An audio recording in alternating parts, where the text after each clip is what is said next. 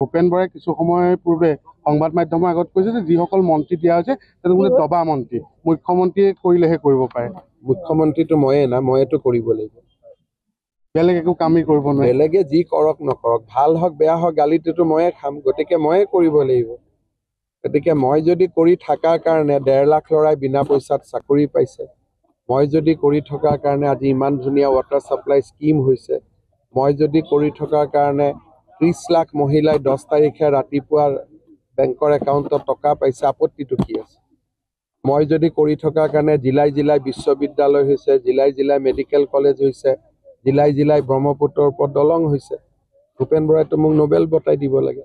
মাজুলী দলঙৰ কথাটো কিমান হৈ যাব, দুই এদিনতে নতুন যিবোৰ কাম হৈছে তাৰ 80% পবিত্ৰ উত্তৰামা এজন ঠিকাদাৰে পায়। ছাৰ এই কথাটো তেখেতে ইমানেই কৈছে পিডব্লিউ ইঞ্জিনিয়াৰে ভৰি ধৰিবলগীয়া অৱস্থা। আপোনালোকো একোজন সাংবাদিক হয়, যি প্ৰশ্ন মুখ্যমন্ত্ৰীক সুধিব লাগে তাকেই সোধক।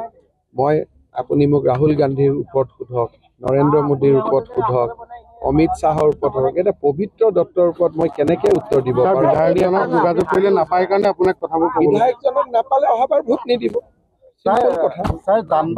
যাৰ ৰাইজেতো ৰজা নহয়, যাক নাপায় 5 বছৰৰ পিছত তাক হৰুৱাই দিব, চিম্পল কথা। আপুনি হোলোঙাৰ পৰা যোৱা কথা আছিল। গতিকে গণতন্ত্ৰৰ ৰাইজে ৰজা, যি বিধায়কক তেওঁক আকৌ ভাল পোৱা মানুহ থাকিব, আকৌ কোনোবাই জিকাইও দিব। গতিকে যিটো হয় এইটো বাকচতে গম পাম। বহুত মানুহক সাংবাদিকে বেয়া বুলি কৈ থাকে, ইলেকশ্যনত আকৌ 1 লাখ ভোটত জিকি যায়। গতিকে ভাল বেয়া মই ইয়াত প্ৰমাণ কেনেকে দিম? মইতো ইয়াৰ ভোটাৰ নহয়। গতিকে কোনোবাই দুৰ্নীতি কৰিছে, কাগজখন দিলে মই চাই দিম লগে লগে।